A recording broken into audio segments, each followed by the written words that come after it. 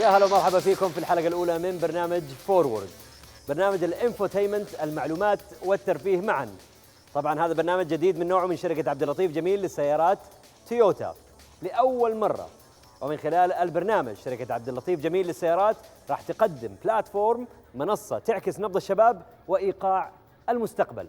من خلال فورورد راح نتعرف على مستجدات عالم تويوتا، أحدث السيارات والابتكارات والإنجازات المحلية والإقليمية والعالمية، بالإضافة إلى أحدث ما توصلت إليه تقنيات المركبات ومستقبل النقل.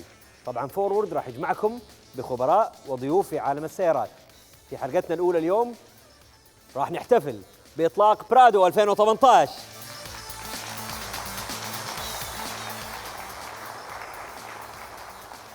الحلقة اليوم حول الجودة والرفاهية والدقة والمتانة. اليوم راح نشوف مع بعض كيف قدرت سيارة برادو 2018 تحقق تفوق كبير من حيث الشكل الخارجي القوي والانسيابي والتصميم الداخلي الأنيق والمميز والأداء المتفوق والقوة طبعا وتكنولوجيا دفع الرباعي المتطورة المعروفة عن برادو. نجيب لكم من الآخر، برادو 2018 تعني التميز والتفوق، وهذا مو جديد على شركة تويوتا وتراثها وتاريخها العريق المعروف في المنطقة. عشان نعرف أكثر عن مميزات السيارة الفريدة من نوعها راح ينضم لنا المدير التنفيذي للاتصالات التسويقية في شركة عبد اللطيف جميل للسيارات. رحبوا معايا بالمهندس منير خوجة.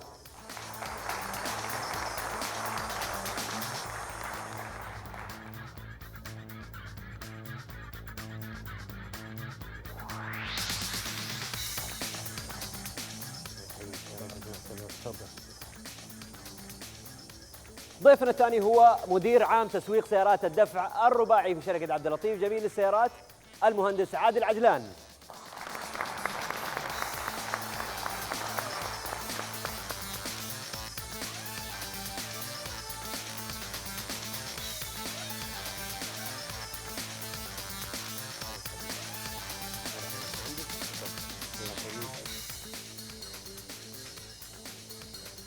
يا أهلا وسهلا فيكم. أول سؤال على بالي، ليش قررتوا نسوي هذا البرنامج؟ مهندس منير، يعني إجابتك طيب، الأولى. عبد اللطيف جميل زي ما احنا عارفين من أفضل شركات وأكبر شركات السيارات في السعودية وفي المنطقة عموما. طبعا هذا كله بفضل الله سبحانه وتعالى، ثم بفضل فلسفة الشركة في وضع الضيف أولا. احنا دائما نفكر في نضع الضيف في المنتصف أو في المركز، ونبني على أساسها خططنا التسويقية. صحيح. خدمات ما بعد البيع، قطع الغيار، الدعم اللوجستي وما إلى ذلك، حتى شبكة الفروع. وفي هذا العصر، عصر الرقمنة ووسائل التواصل الاجتماعي ومنصات الإلكترونية، كان لزاما علينا أن احنا نجد وسيلة جديدة في الاتصال بضيوفنا الأعزاء. أولا عشان نكون معاهم في كل وقت، ممكن عن طريق الموبايل يتفرجوا علينا، يشوفوا أحدث المستجدات. في نفس الوقت نفتح قناة اتصال مباشر مزدوج بيننا وبينهم. ممتاز. فبالتالي نحصل منهم على التعليقات، على الاستفسارات وما إلى ذلك من الاحتياجات. وطبعا أهم شيء في النهاية هو أن نحن نوصل أحدث التقنيات والتكنولوجيا اللي تقدمها تويوتا. ليش أطلقتوا على برنامج اسم فورورد؟ ليش فورورد؟ طيب، احنا نعرف انه السعوديه دوله فتيه. صحيح. اذا كنت ممكن اقتبس كلام سيدي صاحب السمو الملك الامير محمد بن سلمان، بانه 70% من الشعب السعودي تحت 30 سنه. تحت 30 سنه. يعني فاحنا بالتالي بنتحدث مع جيل شباب صاعد يحب التكنولوجيا. ولذلك احنا نحب نقدم لهم افضل ما توصلت اليه التكنولوجيا في شركه تويوتا وفي سيارات تويوتا. ولذلك وجدنا انه افضل اسم هو الاسم المتطلع إلى المستقبل واللي يدل على التقنيات المستقبلية باسم فورورد. جميل جدا. يعني أنتم مهندس منير، خلينا نقول ممكن يكون في فئة معينة مستهدفة من هذا البرنامج؟ عموما الفئة المستهدفة هو كل سائقي سيارات الحاليين والمستقبليين، بالإضافة إلى أنهم يكونوا ذكور أو إناث، هذا بشكل عام. ولكن بشكل خاص نستهدف سائقي سيارات تويوتا ومحبي سيارات تويوتا عشان نقدم لهم الأفضل اللي يفيدهم ويزيد من شغفهم وحبهم لتويوتا. جميل جدا. مهندس عادل، نرحب فيك أول شيء في أول حلقة من برنامج فورورد. لما نقول تويوتا نقول جودة، أناقة، إبداع، اعتمادية من جهة رفاهية، كثير من المواصفات اللي موجودة في سيارات تويوتا، وكيف تقدروا تجمعوا هذه المواصفات في سيارة واحدة؟ هنا السر. في الحقيقة المواصفات هذه ما هي حكر على سيارة واحدة من سيارات تويوتا. في الحقيقة المواصفات هذه تعتبر مبدأ لشركة تويوتا في إنتاج السيارات، ويمكن هذا يكون السبب الرئيسي في ارتباط اسم تويوتا بالجودة في أي مكان، مو بس في السوق المحلي، حتى في السوق العالمي. ممتاز. يمكن اليوم مجرد ما تذكر اسم تويوتا لأي شخص أول شيء يتبادر في ذهنه الجودة. نحن بنحتفل بإطلاق برادو 2018. 3 كلمات أو خلينا نقول 3 صفات توصف لنا هذه السيارة. صراحة صعب إنك أنت توصف برادو في 3 كلمات بس، لكن خليني أحاول أختصر لك أبرز ميزات برادو في 3 كلمات. ممتاز. فحقول لك الراحة والتقدم والثقة. أي شخص حيجرب سيارة برادو، سواء حيكون في مقعد السائق أو في مقعد الراكب، حينبهر أو حيلاحظ المستوى العالي من الهدوء والنعومة والراحة، مو بس في الطرقات العادية داخل المدن، لا كمان على الطرقات الوعرة والطرقات خارج المدن. عشان كده كانت الراحة واحدة من أبرز المميزات. بالنسبة للتقدم، دائما برادو كانت سباقة في تقديم أحدث الأنظمة التكنولوجية في عالم السيارات، سواء على مستوى القيادة والراحة، أو على مستوى الأمن والسلامة، أو على مستوى القيادة على الطرقات الوعرة. فكان هذا من أبرز معالم سيارة برادو. طبعا الثقة، حرجع أقول لك برضو تاني، أي شخص حيركب سيارة برادو، سواء حيقودها أو حيركب فيها، حيحس بمستوى عالي من الثقة في السيارة. طيب ممتاز. مهندس منير ومهندس عادل، انتم باقيين معانا، ولكن في ضيف نحب نرحب فيه، بطل الراليات الشرق الاوسط، خلينا نقول عراب رياضه السيارات في المملكه العربيه السعوديه. رحب بمحبوب الجميع الكابتن عبد الله باخشب.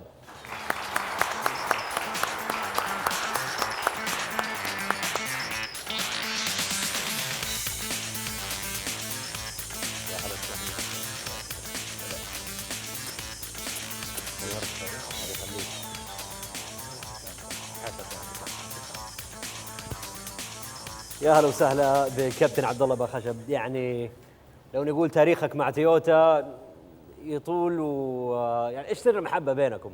في محبه متبادله بين كابتن عبد الله باخشب وتويوتا. باختصار رفيق الدربي، يعني انا في اكثر عمري واكثر حياتي الرياضيه كانت سيارتي ورفيق الدربي تويوتا، فحقيقه ان حققنا معا افضل النتائج. اذا كان في بطوله الشرق الاوسط، الحمد لله حققنا بطوله الشرق الاوسط للمجموعه 3 مرات، وبعدين انتقلنا الى بطوله العالم وحققنا نتائج حقيقه مشرفه.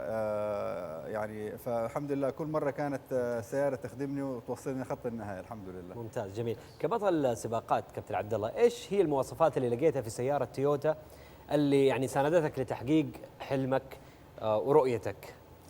يعني اقدر اختصر لك هي انه كانت السياره توصلني لخط النهايه باسرع وقت. جميل. ابطال الراليات يهتموا في الامان كمان؟ طبعا، لانه انت بتوصل لسرعات عاليه داخل السياره، ففي مواصفات القفص الفولاذي واحزمه الامان اللي موجوده بالسياره مهمه جدا، عشان يعني لا سمح الله لو صار لك حادث ما تتعور. طيب ممتاز. عبد الله كنز وطني، لازم يكون في امان، لازم نهتم به. طبعا. ممتاز. كاول انطباع ايش تقول عن برادو 2018 كابتن عبد الله؟ فنانه الحقيقه، يعني اول ما شفتها وعملنا لها تجارب بسيطه كده، لقيت انها سياره حقيقه ما هي متصدره فئتها من فراغ. يعني لو تشوف عدد ارقام المبيعات حق السياره هذه بالفئه، يعني حقيقه فرق شاسع بينها وبين اقرب منافسه لها. جميل جدا. طيب ضيوفنا الاعزاء، خليكم معانا الان. انا رحت اجرب السياره كتست درايف، وفجاه لقيت نفسي في تحدي كبير، تحدي مشوق ومثير، اني اجمع 5 احرف من 5 مناطق مختلفه. كان التحدي رهيب جدا. خلونا نشوف هذا التقرير ونرجع لكم.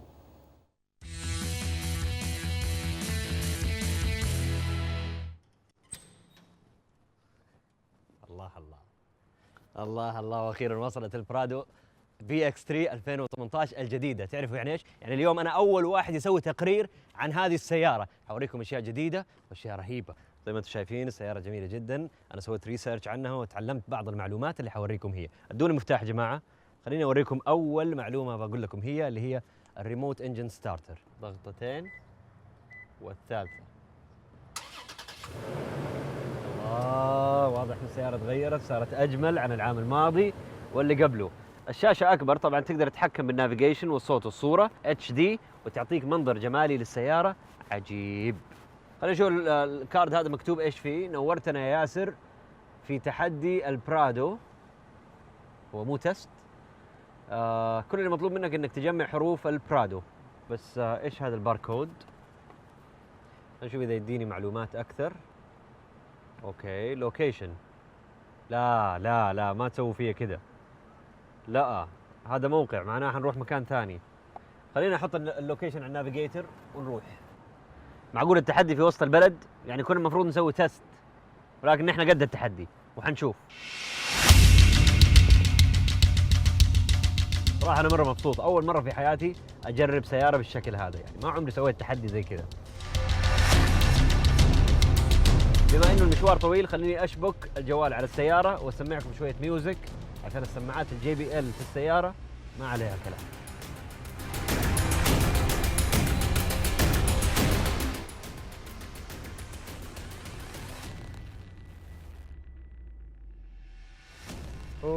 أخيراً وصلنا البلد.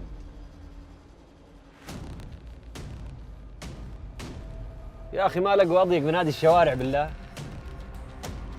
شيء عجيب.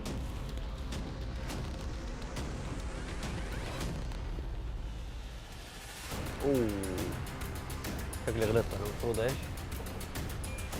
هذه الحساسات ممتازة، توريك السيارات اللي ما تشوفها وراك. هذا يبين لك السيارات اللي ما تشوفها، النقط العمياء. مشكلة ما أقدر أدعس هنا لأنه الأماكن صغيرة جدا. أنا معتمد على الكاميرات البانورامية اللي موجودة في السيارة. الناس بتعدي والمكان مرة صعب، خلينا يعني على الأقل نستخدم الكاميرات نشوف قديش ممكن تساعدنا في إنه نتجاوز هذا المكان الضيق. زي ما انتم شايفين الكاميرا معطيني او معطيتني بانوراميك فيو للسياره، بحيث اني انا ما اخبط السياره في ولا مكان في المقلب الضيق اللي سووه فيه اليوم.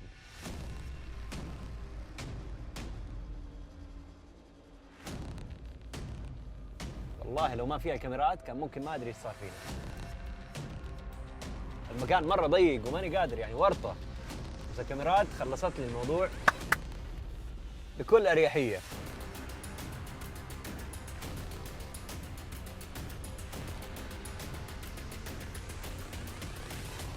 اوكي هذا هو اللوكيشن، هذه العلامة الحمراء، حنطلع ونشوفها.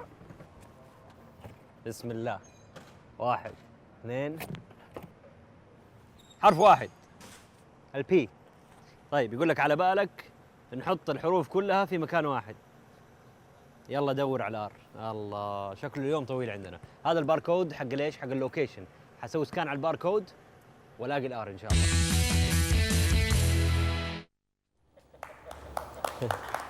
هذا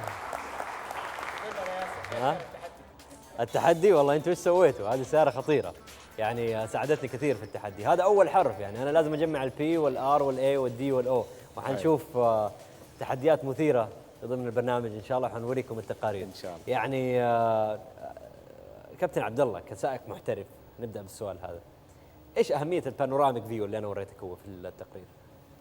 يعني تقريبا الان زي ما انت تفضلت، شفت قديش انت كنت في محل ضيق او اماكن ضيقه جدا. البانوراميك فيو يحسس السائق بامان اكثر، انه هو ما يحك السياره، ما يعني يكون في شايف كل الاطراف اللي حوالينه، فيقدر يدخل في الاماكن الضيقه بقلب اقوى وما يهمه انه هو لا سمح الله يحك السياره. وانا جالس زي كذا شايف البانوراميك فيو، خايف احك السياره. طبعا السياره كبيره، مناطق ضيقه جدا في البلد، فيعني عموما الان هم اكثر الشركات الان صاروا متوجهين الى انه هم يعني يخلوا السيارات فيها مواصفات سلامه اعلى، وهذه من اهم الميزات اللي موجوده في السياره.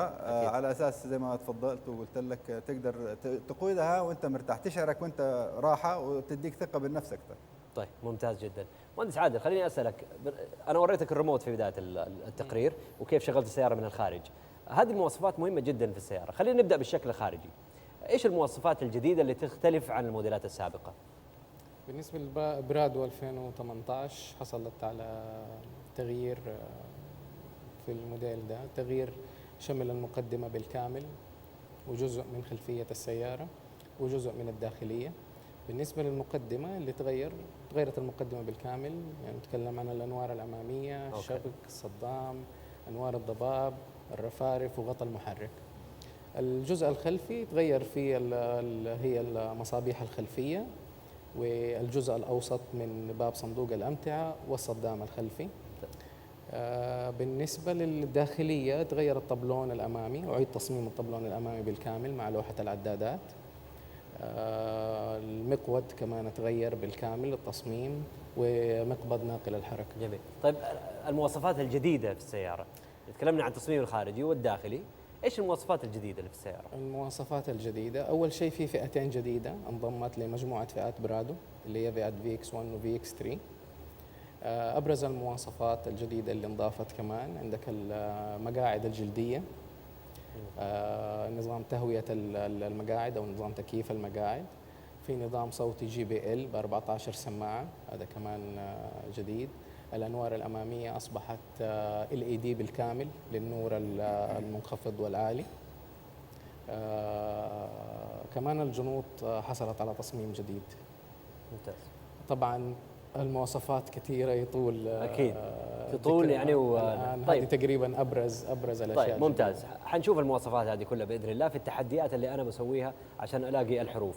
الان لما انا رحت البلد ودخلت بالسياره البرادو في الاماكن الضيقه، الناس كلها تتلفت، ايش هذه السياره اللي جايه في المكان الضيق هذا؟ بكل قوه جاي بكل حماس، يعني واثق من نفسه مره هذا اللي بيسوق السياره. الان كان المفروض انه نحن نختبرها على مناطق واسعه كمان طرق واسعه، فلما رحت متجه الى المنطقه الثانيه عشان اجيب الار واجهتني مفاجاه. خلونا نشوف التقرير ونرجع من جديد. يا شباب تعالوا اركبوا معايا، المكان واسع وفي مويه تقدروا تشحنوا البطاريات حقتكم. ايش استنوا امشي. تعالوا المكان المفروض يكون واسع جدا. اظن هذه تنزل الكرسي. اوه لا، اوكي هنا في اوتوماتيك. طيب ممتاز، نسحب هذه. اوكي ممتاز، والله المكان واسع ممتاز. يلا هذه كهرباء اذا تبي تشحنوا الكاميرات. طيب خلينا نحط اللوكيشن الثاني عشان نروح ناخذ الار في ابحر تقريبا في جدة. اوكي ممتاز. يا الله على الزحمة، يا الله، يعني حاطين لي كل حرف في مكان، حنلف البلد كلها. الله يستر بس. والله ماني ناقصك، والله ماني ناقصك، خلاص عارف الطريق. In 800 meters, exit right towards Varnapa Street. يا عيني يا عيني، ما شاء الله صرتي تعرفي اسماء الشوارع. خلاص كلها كم شهر راح تسوقي. طيب فيعني وانا ماشي لا سمح الله سرحت في مكان ولا ما انتبهت ولا حاجه، السياره على طول لو حذفت يمين ولا يسار او راحت يمين ولا يسار وانا ماني منتبه تعطيني تنبيه. شفتوا؟ ارجع. صح معايا يا ياسر، صحصحين ان شاء الله. بس شوفوا لو انا اشرت قلت له انا حروح يمين ما تقول شيء، يعني يا تمشوا صح يا لا تمشي. الان يا جماعه بروح يسار. طيب في عندي الزاويه العمياء في المرايه في لمبه او تنبيه يقول لك ترى في سياره حتعدي. يعني لاحظوا الان انا بروح يسار، شوف اشرت لي انه في سياره ترى حتعدي انت ما انت شايفها. شايفين؟ هذه السياره انا ما كنت منتبه لها لانها جنبي بالضبط، فلما انا طالع في المرايه ما اشوفها، ولكن الزاويه العمياء السياره هذه تبين لي هي كيف بالتنبيه اللي في المرايه، لانه عارف اني انا حطالع هنا لما اجي الف. شكرا. طبعا من اجمل الطرق اللي تسوق فيها سياره هو طريق ابحر الشماليه. الان نحن رايحين باقينا تقريبا على حسب النافيجيشن 3-4 دقائق ونوصل لموقع الحرف الثاني. راح نفتش هناك وهوب نلاقيه ونروح على الموقع الثالث. اوكي وصلنا تقريبا الموقع حسب النافيجيشن حسب اللوكيشن. لقيتها، هذه العلامه الحمراء الحرف الثاني وانا قد التحدي.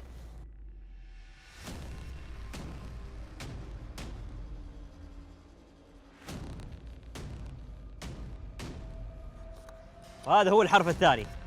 يا ترى ايش مخبين له؟ يقول لك مبروك عليك الار، ورينا اذا تقدر تجيب الاي. اتجه على المنطقه الثالثه ونوريهم التحدي. كابتن عبد الله، يعني كسائق محترف، ميزه التحذير لما تطلع عن المسار في برادو 2018 كيف تشوفها؟ انت لو لاحظت في الفيلم كل اللي انت كنت بتكلم عنه ميزات سلامه. المرايه والبلايند سبوت او المنطقه العمياء، ايش ادتك؟ وقلت لهم شكرا. ادتك ثقه في النفس انك تسوق السياره وانت مرتاح. صح. هذه الميزه مهمه جدا للناس اللي تسافر كثير. غالبا الناس لما تكون في الخط السريع يتعب من السواقه، ينام احيانا، تغفى عينه، ما يقدر يخلي تركيزه عالي. فالسياره اذا خرجت عن الطريق تحذره انه يرجع ثاني. فطبعا هذه برضو واحده مره ثانيه من وصفات السلامه اللي تخلي السائق والركاب مستمتعين اكثر في الرحله. صحيح. لاحظ انه انا لما كنا بنصور طلعت على مسار اكثر من مره، في النهايه ادتني تنبيه روح اشرب قهوه. لا حقيقي طلعت صحيح. لي صوره الكوفي وقالت لي روح اشرب قهوه وصحصح لو سمحت. قريب لا تبهدلني قريب حتشربك القهوه. شربني قهوه. طيب مهندس عادل، ابى اخذ منك تفاصيل اكثر عن رؤيه الزاويه العمياء والسياره بتحذير تلقائي تديك الزاويه العمياء او تديك اشاره صحيح. لما تيجي تلف يمين او يسار. صحيح. المرايات الجانبية طبعا بتكشف للسائق المنطقة الخلفية في الجانبين اليمين واليسار، في حالة انه حاب يغير المسار او انه يلف فرضا. بس المرايات ما بتغطي كل المناطق بالكامل، في مناطق بتكون مخفية اللي صح. بيسموها الزوايا العمياء. صح. فالنظام اللي هو مراقبة الزوايا العمياء هذه هو عبارة عن نظام استشعاري بيغطي المنطقة اللي هي خلف السائق من الجهتين، وبيغطي المنطقة اللي مسماها هذه بالنقاط العمياء ولا الزوايا العمياء، وبيدي له تحذير في حالة وجود أي سيارة جاية من المنطقة هذه اللي ما بيكون شايفها طبعا في المراية. جميل، ممتاز. طيب مهندس منير، خليني أسألك سؤال، على أي أساس يتم إضافة هذه الميزات في السيارة؟ فلسفة تويوتا في اختيار المواصفات والإضافات على السيارة تتم بناء على رغبة الضيف. فدائما قبل ما في بداية أي موديل أو في نهاية أي موديل، قبل ما نبدأ الموديل الجديد، حتلاقي بيحصل مجموعات تسويقية مركزة بنستقبل فيها سائقين حاليين أو سائقين مستقبليين للسيارات، وبيسألوهم إيش الحاجات اللي تحتاجوها في السيارة، إيش الإضافات اللي تبغوها فيها، إيش نوع الإكسسوارات اللي تحتاجوها فيها، وعلى أساسها بيطبقوها أو بيضيفوها في السيارات الموديلات الجديدة. فلسفة تويوتا إنه إحنا ما نضيف في السيارة حاجة ما هي مرغوبة في السوق، لأنها بتشكل عبء سواء كان على السيارة أو على مالك السيارة وهو فيها غنى عنها. صحيح.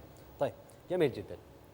مشاهدينا متابعينا والحضور الكريم، ننتقل للتحدي الثالث وهو حرف الA. حننتقل إلى منطقة أخرى بعد الطرق والشوارع. نروح فين؟ على البر. خلونا نشوف التحدي والمفاجأة اللي صارت وإيش صار معايا.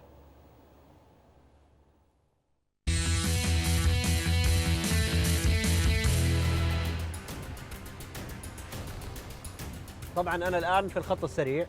اللي صاير انه انا بستخدم الكروز كنترول. هذا الكروز كنترول عباره عن ادابتيف كروز كنترول. يعني ايش ادابتيف؟ ايش الكلمه هذه؟ يعني يتعامل ويتاقلم مع السياره اللي قدامك وسرعتها.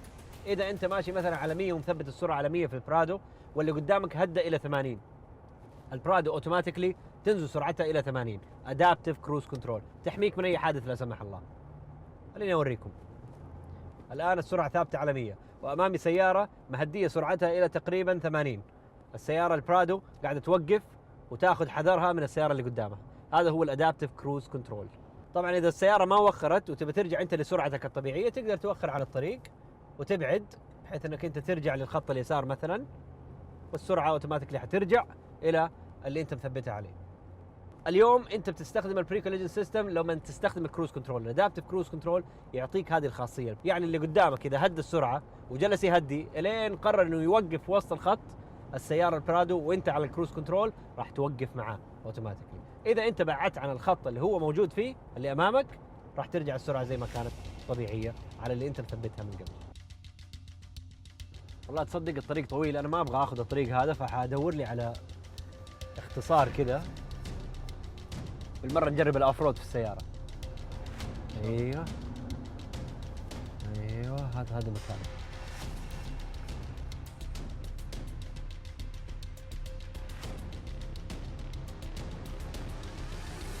طبعا هذه السيارة اول ويل درايف، فيعني وانا اول مرة اسوي اوف رود.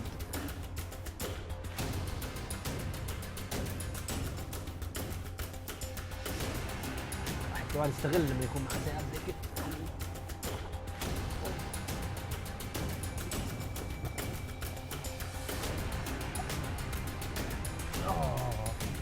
اوكي جاهز.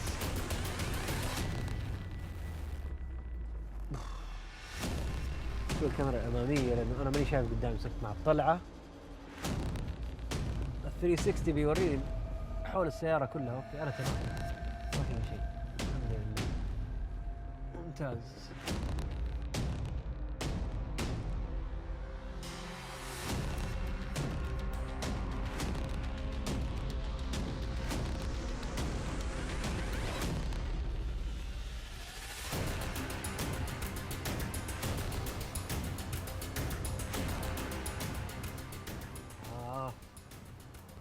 الموقع خطير ده، الفتحات باين انه اسطبل، كانه اسطبل. فين ممكن نلاقي العلامة الحمراء؟ جوا اكيد. لقيناها يا حبيبي، لقيناها. هذه هي طال عمرك العلامة الحمراء. ايش مكتوب؟ ايش المكان الجميل ده، وخيول ودنيا. هوبا، حرف الاي. حابب تعرف الدي فين؟ اعمل سكان بس لا تتفاجئ، خلاص بعد كذا ما في مفاجآت، باقي لنا حرفين. تعالوا معي.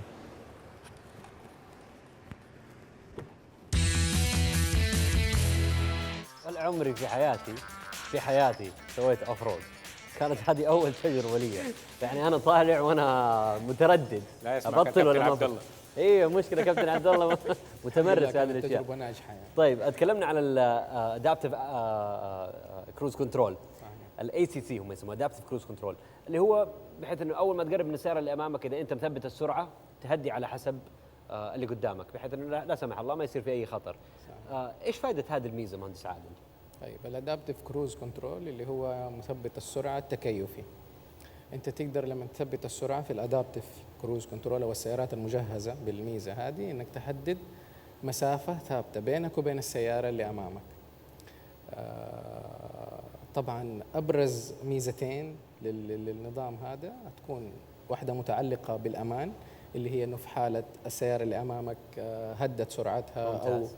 او فرملت فرمله مفاجئه او في سياره ثانيه دخلت في المسار بينك وبينها، صحيح. السياره على طول اوتوماتيكيا لوحدها بتهدي سرعتها وترجع لنفس مسافه الامان اللي هي اللي انت ضبطتها عليها في الاول. الميزه الثانيه بتكون ميزه رفاهيه او راحه اكثر، اللي هو انت ما انت محتاج انه انت كل ما هدى اللي قدامك ترجع تنزل السرعه وتزودها، السياره اوتوماتيكيا بتحافظ على المسافه اللي بينك وبين السياره اللي امامك، هدى اللي قدامك حتهدي مع زال العائق اللي امامك، يعني السياره بعدت او رجعت تسارع، سيارتك بترجع تتسارع ثاني توصل صحيح. للسرعه اللي هي مثبته مسبقا. صحيح، هذا كله انا جربته ترى، يعني ممتاز. طبق في الفيديو وجربته بنفسي الحمد انت تعرف يا ياسر، سواء كان ادابتيف كروز كنترول او انظمه الامان اللي كانت في المقطع اللي قبل هذه كلها ممكن نعتبرها انها هي الخطوات الاولى للاوتونوموس كار، للسيارات ذاتيه القياده. يعني في المستقبل احنا نتوقع انه حتكون في سيارات ذاتيه القياده تقدر توقف بنفسها، تقدر تعرف انه في سيارات او انسان مثلا قدامه توقف او تبعد عن الطريق وما الى ذلك. فعندنا في تويوتا مركز ابحاث تويوتا ريسيرش انستيتيوت في كاليفورنيا في امريكا، بيقوموا بهذه الابحاث، وهناك يعني العمل على قدم وساق بخصوص الاوتونوموس. طب اعطوهم تليفون قولوا لهم يعجلوا عشان ما نخلص فورد شو الا وجاتنا السياره. ابشر بسيطه القياده غالي والطلب رخيص. الله يسعدك يا رب ان شاء الله. شكرا مهندس ونيس. الامان والراحه حنختصرها، الامان والراحه. الامان والراحه ممتاز. صحيح. ذاتيه القياده. ننتقل لكابتن عبد الله باخشب. لما شفتني انا في بسوي الاوف رودنج بفن ما شاء الله تبارك الله زي ما انت شايف، جاك الشغف انك انت تستخدم او تجرب برادو في الطرقات الوعره زي ما يقولوا؟ يعني انا اول ما اشوف البر تحمست؟ اصلا اتحمس خلاص. هي فين البرادو؟ يلا خلينا نشوفها. طيب ممتاز. مهندس عادل، اليوم صار البحث عن الامان اهم شيء في السيارات. كابتن عبد الله مره واثنين وثلاثه عاد كلمه الامان. ايش الجديد في نظام الامان في السياره؟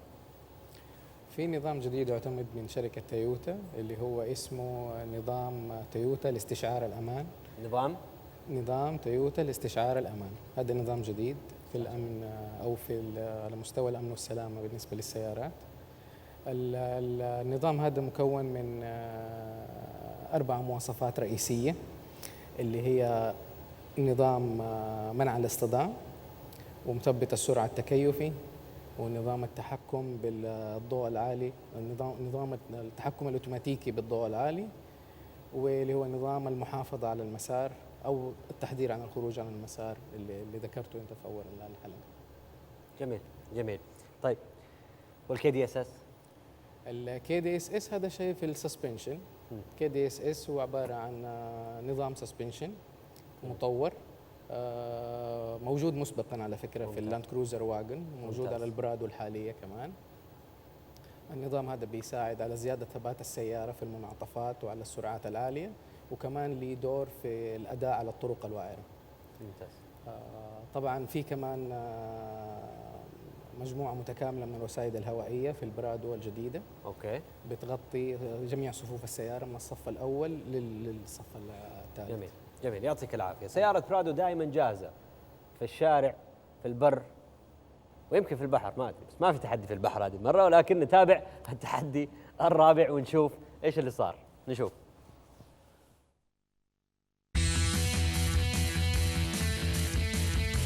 الحرف الرابع مرة بعيد في وسط الصحراء، أبغى ألحق قبل ما تظلم الدنيا. Proceed on the current road. حسب الموقع هذه هي الدخلة. بدينا ندخل في الرمل. خلاص أنا حمشي على الموقع الخريطة، إن شاء الله أوصل لمكان الحرف الرابع.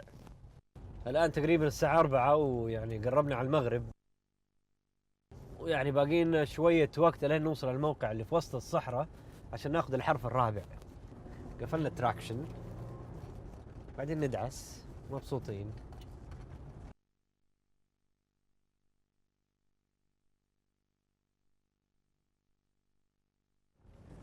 ووو أوه. لا انبسط زيادة.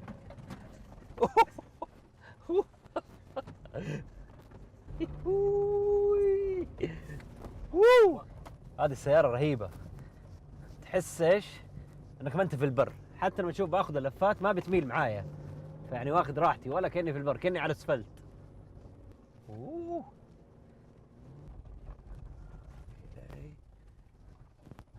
اوه شفتها. هذه هي العلامة الحمراء. وصلنا يا حبيبي. مو اطلع الطلعة، اطلع وانا مرتاح بالبرادو، ولا كأني طالع. وصلنا يا حبيبي للموقع الرابع، وهذا الحرف الرابع الدي. اخيرا وصلنا 4 مواقع او 4 حروف، باقي 1 ونكمل. والله وحشة ياسر، ما بقي لك الا الاو. يا ترى فين الاو؟ خلينا نشوف.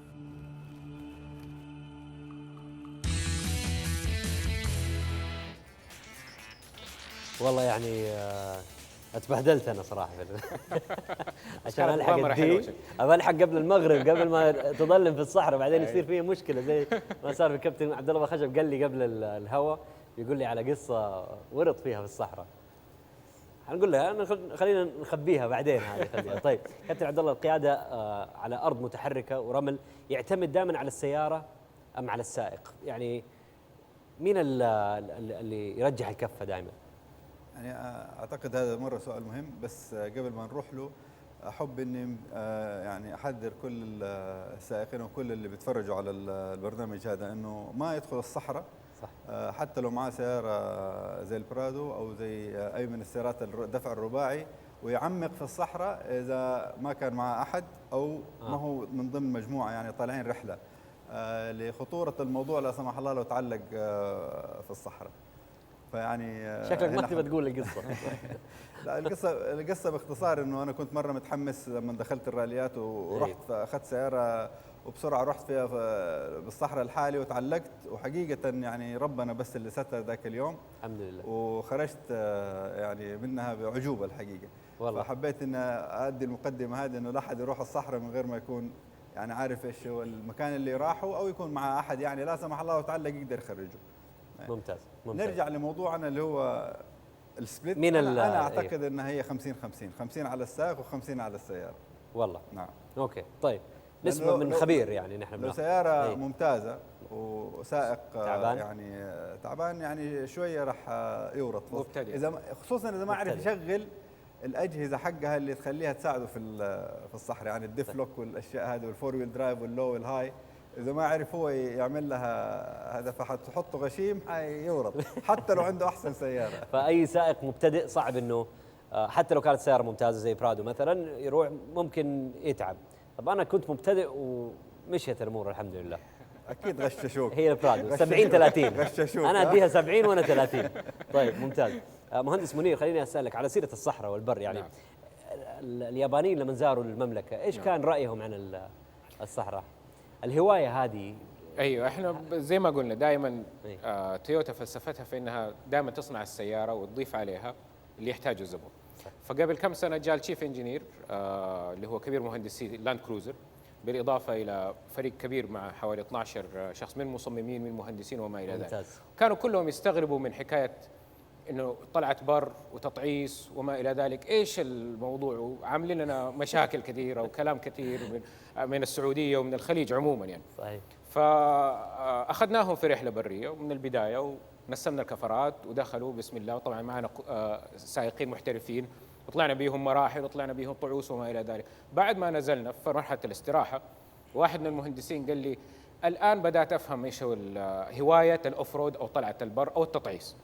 قال زي ما عندنا في اليابان مثلا واحد يحب انه هو يطلع يعمل سيرفنج في البحر، ولا واحد يحب انه يغوص، ولا واحد انه هو يحب يلعب كره قدم، في ناس تحب انها هي تطلع البر وتطعس.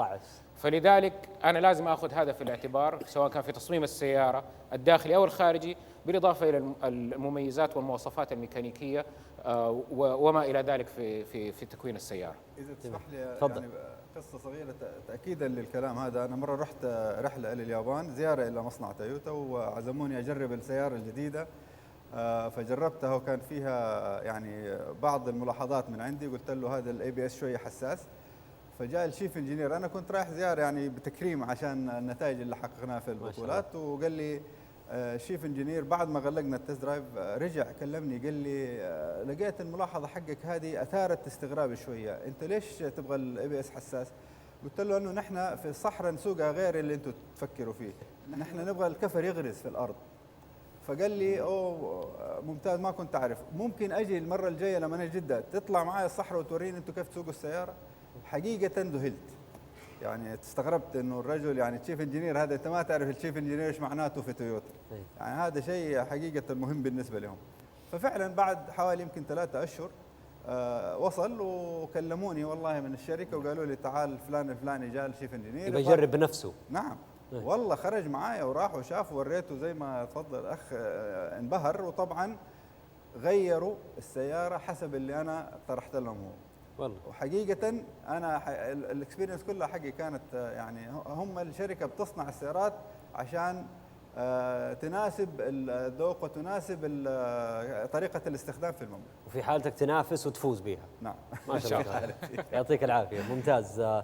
يعني تحدي أخير وميزة جديدة اكتشفناها أو اكتشفتها أنا بنفسي وأنا فخور بهذا الشيء في الحرف الأخير والتحدي الأخير. خلونا نشاهد مع بعض ونشوف كيف لقيت الأو.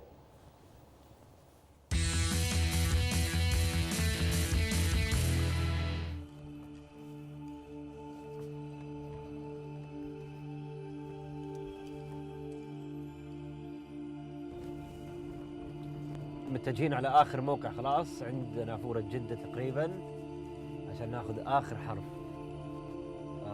الحمد لله لحقنا قبل ما ايش تظلم الدنيا. أنا قدمت لكم كثير من المزايا اللي موجودة في برادو بي اكس 3 2018. باقي واحدة ميزة ما تكلمت عليها وهي مهمة جدا، اللي هي الاوتو هاي بيم. يعني ايش اوتو هاي بيم؟ يعني اذا انا ماشي في طريق معين وكبست النور العالي وكبست معاها زر الاوتو هاي بيم، معناه ايش؟ لو جات سياره قدامي النور العالي راح يطفي عشان ما يزعجها، واول ما توخر السياره النور العالي راح يرجع من جديد عشان امسك طريقي.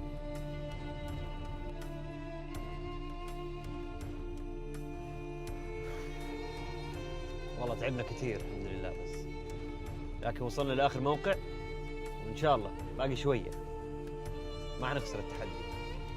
ما حنخسر التحدي. انا عند نافوره جده تقريبا، ما ادري اذا هذا الموقع صح ولا لا. اللوكيشن بيقول هنا. خليني بس الاقي موقف اوقف وانزل اشوف الحل في هذه المشكله. يلا.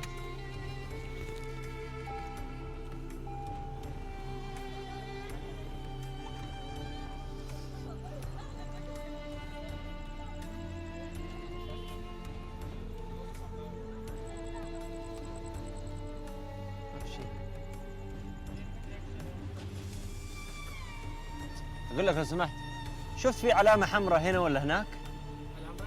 ما شفت علامة حمراء كذا هنا ولا هنا؟ ها؟